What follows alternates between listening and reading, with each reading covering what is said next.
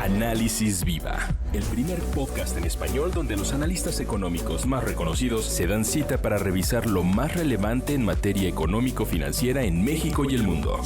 Análisis Viva. ¿Qué tal? Bienvenidas, bienvenidos.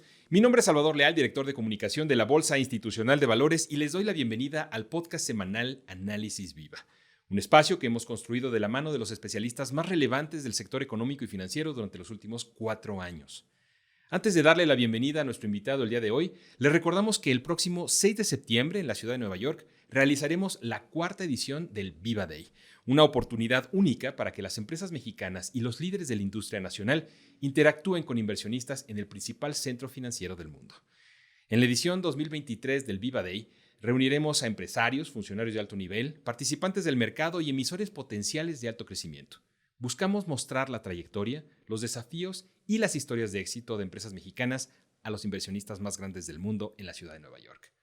Ahora sí le damos la bienvenida a nuestro invitado el día de hoy. Él es Gabriel Lozano, Chief Economist para México y América Central de JP Morgan. Gabriel, muchas gracias por estar con nosotros en Análisis. Muchas gracias a ustedes, un placer de nuevo.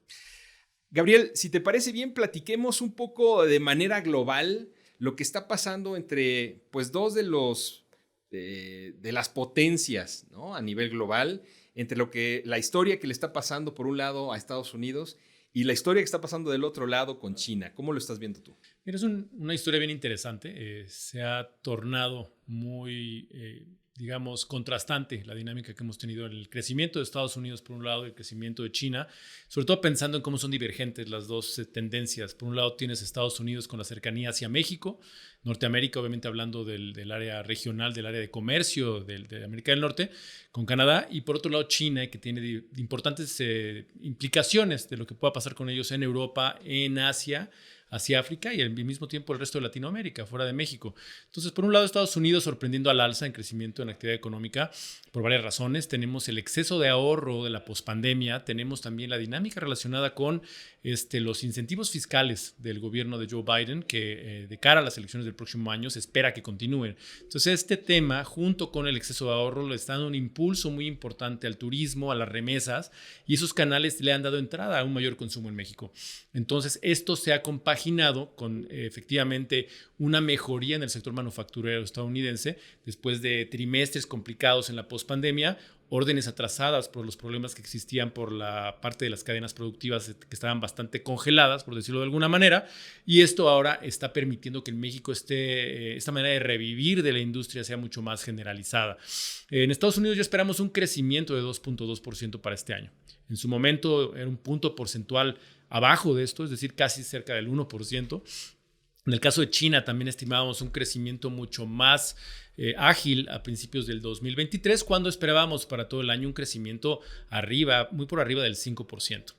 La semana pasada acabamos de corregir a 4.8%, que en el caso de China es algo muy notorio. ¿Por qué? Porque es la dinámica poblacional, la derrama económica hacia el resto de Asia y hacia el resto de Oceanía y como mencionaba, por las ligas tan importantes que existen con el resto de Latinoamérica, pues implican que podremos ver una moderación global o en varias regiones que podría contrastar con lo que estamos viendo en América del Norte.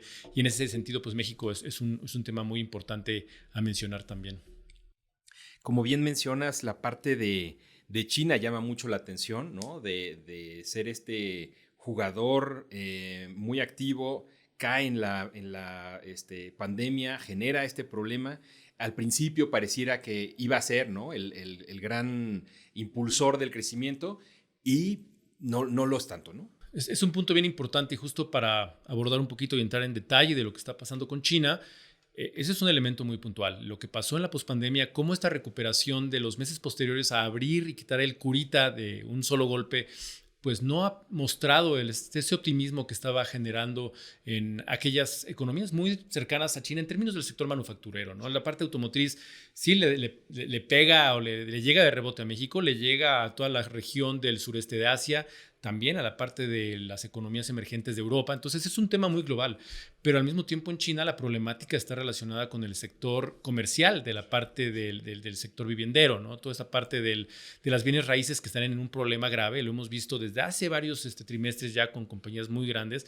La segunda compañía más grande del sector del comercial de los bienes raíces está en problemas importantes de pago. Hay que ver qué pasa en las próximas semanas. Las autoridades en China han tenido que tomar cartas en el asunto y también empezar a estimular la economía para tratar de evitar que haya una debacle económica mucho más generalizada, ¿no? Y lo cual podría influir directamente sobre toda la dinámica económica mundial. Y bueno, pues por el otro lado, como te decía, ¿no? Estados Unidos con impulsos fiscales importantes, pero todavía con esta derrama del exceso de ahorro de la pospandemia. Hablando justamente de nuestro país, pareciera que estamos, no quiero decir del lado correcto, pero que nos podremos beneficiar, ¿no? de esta dinámica que se está dando justamente en Estados Unidos, en esta recesión que pareciera no ser tan grave o simplemente sin recesión en Estados Unidos, y en donde a nosotros las cosas se están alineando, ¿no? Los analistas parecieran estar de acuerdo en que a México se le están alineando ciertas cosas en estos momentos. Es muy cierto. Guardaba un elemento importante para esta discusión de lo que está pasando con China y tiene que ver con el sector manufacturero, pero también con el tema de la guerra comercial Estados Unidos-China.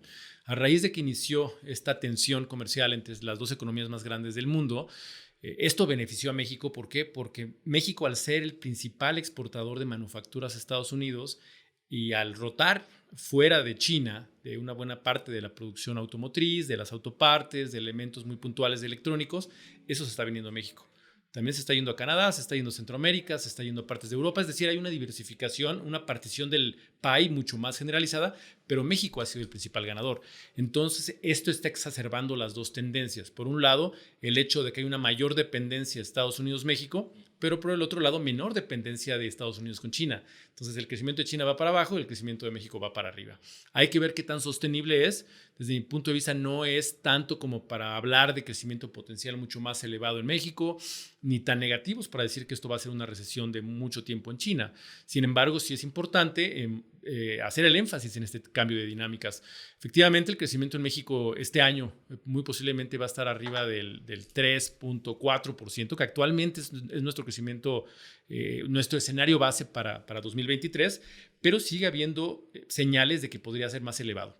El sector tanto industrial como la parte doméstica, de ventas al menudeo, hablábamos un poco del consumo que está relacionado con las remesas, con todo el turismo, pero al mismo tiempo hay que enfatizar que el gobierno está en un ciclo, una parte del ciclo bastante agresiva desde el punto de vista del gasto público. Entonces tenemos un impulso muy fuerte a los proyectos prioritarios de la administración, como son el Tren Maya, como es la refinería de Dos Bocas. Hemos visto que esto se está compaginando con una mayor inversión privada también. Precisamente las empresas que empiezan a ver, bueno, es que los precios de las bienes raíces están aumentando muy fuerte en el norte. Pues voy a impulsar una nueva nave industrial en el norte, en el Bajío.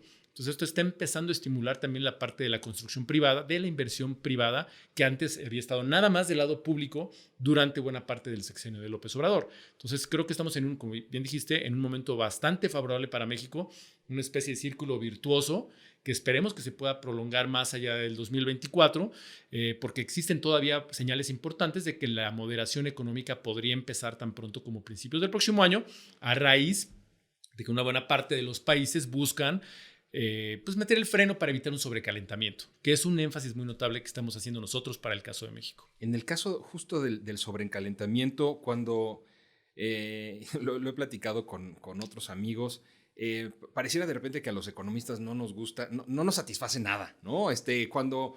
Nada, ¿no? Cuando uno dice las cosas van más o menos bien, bueno, sí, pero que no vayan tampoco tan bien, ¿no? Porque entonces empieza a haber un sobrecalentamiento de la economía y se dan otros factores, y cuando la situación va mal, bueno, pues puede ir todavía peor, ¿no? Sí.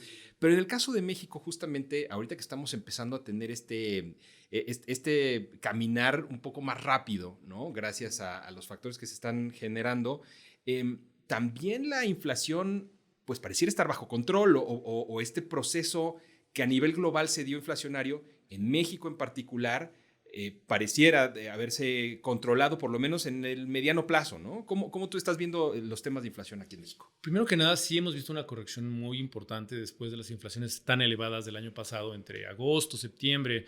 Entonces, los números que estamos viendo en comparaciones anuales tienen mucho el componente del beneficio del efecto, se llama de base de comparación. Tenemos una base tan elevada que es razonablemente fácil que veamos un número muy bajo precisamente por ese comparativo. De tal manera que efectivamente los números han sido favorables. Las inflaciones, la que se publicó hoy para la primera quincena de agosto, tiene elementos muy puntuales, también muy positivos, que hablan de que efectivamente la desinflación va a continuar. Pero la gran pregunta es la convergencia al 3%. En el contexto de este sobrecalentamiento, es decir, una mayor demanda, las áreas de producción en el norte de manufactura están llegando a su capacidad utilizada máxima. Entonces, el ajuste que vamos a empezar a ver es más en precios, más que en cantidades. Y es un comentario muy de economista. Lo que quiero decir con esto es que para que se equilibre el mercado, que se nivele, tienes que aumentar más los precios de tal manera que desincentivas esta demanda y llegas al equilibrio de tal manera que no hay tantas distorsiones de precios. Pero también el problema es que México por muchas décadas ha sido muy poco productivo en ciertos sectores, ¿no? No hay tanta competitividad en ciertas áreas, problemas también institucionales desde el punto de vista de mayor transparencia, de mayor flujo de información, menores fricciones en ciertos mercados, de tal manera que la inflación tiene cierto sesgo al alza todavía. El énfasis que Banco de México está haciendo en fechas recientes de hay que tener cuidado. Efectivamente, la inflación posiblemente acabe este año cerca del 4,5%. De hecho, puntualmente Banxico espera 4,7%. Nosotros traemos 4,3 para fin de año. Es decir, sí tenemos una corrección a la baja después de los niveles que habían promediado casi 8% en los años anteriores. Sí es una corrección notable, pero de ahí ya no vemos mucho más bajada en 2024. Y precisamente tiene que ver con estos temas de demanda, tanta aceleración en diferentes áreas, en el tema del consumo, el tema de la inversión, agarrando un ritmo muy importante después de años de inacción, años de cero inversión, pues están sugiriendo que hay que tener cuidado y no ser tan optimistas de que la inflación sigue cayendo. Otro tema es que precisamente energéticos habían estado subiendo fuerte. Entonces, a la parte de las empresas, a la parte de los hogares, mayor consumo durante las épocas de calor también, pues han tenido un impacto notable sobre la inflación de la parte de los energéticos. Pero, por otro lado, está la historia de China. Entonces, si China está cayendo en términos de actividad económica y perspectivas de crecimiento, pues los precios de los futuros, de los commodities, de las materias primas, empiezan a caer. Entonces también vienen preguntas de, oye, a nivel global de precios esperamos que venga una moderación en la cual hay que ver cuál de las dos gana. Nosotros creemos que va a ganar parcialmente una inflación un poquito más alta de lo que se hubiera estimado inicialmente para 2024. Y en esto estás tomando en cuenta pues el papel tan vocal o tan focalizado que se le ha estado dando a los bancos centrales, ¿no? A la parte de la Fed, a Banxico, ¿no? Esta diferencia que se pudiera generar o se pudiera notar en ambas instituciones. Por supuesto, es un momento complicado. Hay demasiadas piezas móviles en el juego de mesa, en el rompecabezas. Por un lado, pues está el tema inflacionario efectivamente a la baja de varios países, que sugiere que estos países, en lugar de subir, van a empezar a reanudar las bajadas, como el caso de China, justamente recientemente. El caso de Europa, estimamos ahora que venga una pausa en la próxima reunión de política monetaria. El caso de Estados Unidos, nuestro economista ya no trae más subidas el resto del año y durante todo el ciclo de aquí hasta mediados del próximo año, donde ya empieza a incorporar bajadas en la tasa de política. Pero en el caso de México es esta dicotomía, ¿no? De si hay sobrecalentamiento, pues eso indicaría que hay que ser bastante más enfocados en la posibilidad de que vengan nuevas subidas o mayor restricción monetaria. Por otro lado, el tipo de cambio se está apreciando, está fortaleciendo. Entonces también uno pensaría, esto está desanimando la inversión o la producción manufacturera. Efectivamente, a Banxico le conviene que exista cierto grado de astringencia monetaria para que se enfríen las condiciones económicas en el norte y en algunas regiones económicas también en el Bajío, y esto permita que la inflación empiece a ceder, ¿no? Entonces son demasiadas piezas que se están moviendo, como decía, y bueno, pues habrá que ver si efectivamente esto se prolonga lo suficiente para que se enfríen las condiciones y que Banxico pueda empezar a bajar tan pronto como febrero del próximo año. Ya para cerrar, si te parece bien, Gabriel, nos hablas de inflación, nos hablas de crecimiento, tenemos esta dinámica. ¿Hay algo en particular que tú tengas en la cabeza que te llame la atención, que no digo que te preocupe, pero que por lo menos sea algo que a lo que tú especialmente le des seguimiento, qué sé yo, comercio internacional, balanza comercial, no sé, algo que en particular, independientemente, insisto, de crecimiento o inflación, que todos lo traemos en la cabeza, algo que tú traigas así? Sí, es un muy buen punto. Yo creo que 2 elementos. Cada año hay un evento en Estados Unidos, en Jackson Hole, en el norte de Estados Unidos, donde se reúnen todos los banqueros centrales y discuten los prospectos de política monetaria, qué sigue, qué hay que hacer, cuáles son los retos. Normalmente hay señales ahí importantes de cuáles son las guías, como el Monetary Policy Guidance, ¿no? Las guías de política monetaria que guían a los líderes de la parte de política económica. Entonces esto podría mover un poco los mercados. Nuestra expectativa es que efectivamente puede venir ahí algo más de detalle con respecto a las guías de largo plazo, sí, que es lo que ha sido tan difícil en la pospandemia. Por otro lado, a nivel de México está pues, el tema del acuerdo comercial México, Estados Unidos y Canadá, y hay algunos paneles de discusión que siguen pendientes. Hay disputas comerciales que siguen todavía en el aire, que sugieren que podríamos tener cierto nerviosismo en los próximos meses con respecto a cuál es el impacto sobre el comercio entre los dos países, ¿no? Hablábamos sobre la importancia de esta reubicación de inversiones cuando hablábamos de la salida de exportaciones de China hacia Estados Unidos y México teniendo un papel más hegemónico. Justamente pues, puede haber ciertos retos al respecto y que Estados Unidos diga, oye, pues somos amigos o enemigos en términos de cuáles son las limitaciones o las barreras al comercio internacional. Entonces hay que estar pendientes. No hemos visto que el mercado reaccione y de hecho cada vez estamos menos pesimistas con respecto a lo que pueda implicar de estas acciones de paneles o, digamos, castigos por parte de Estados Unidos hacia México por imponer límites a la importación de maíz. Se hablaba también de la parte del sector minero, en algunos temas del mercado laboral. Se hablaba del sector automotriz, en el cual ya se solucionó hace algunos trimestres, pero siguen estando esas incógnitas que en general siempre le ponen algo de ruido a la certidumbre en la parte de inversión. Pues quedaremos al pendiente de lo que nos estás comentando, Gabriel. Muchas gracias por este análisis. Muchísimo gusto, Salvador. Él es Gabriel Lozano, Chief Economist para México y América Central en JP Morgan. Y a ustedes muchas gracias también por escucharnos. Y no se les olvide que el próximo 6 de septiembre estaremos en la ciudad de Nueva York para una nueva edición del Viva Day.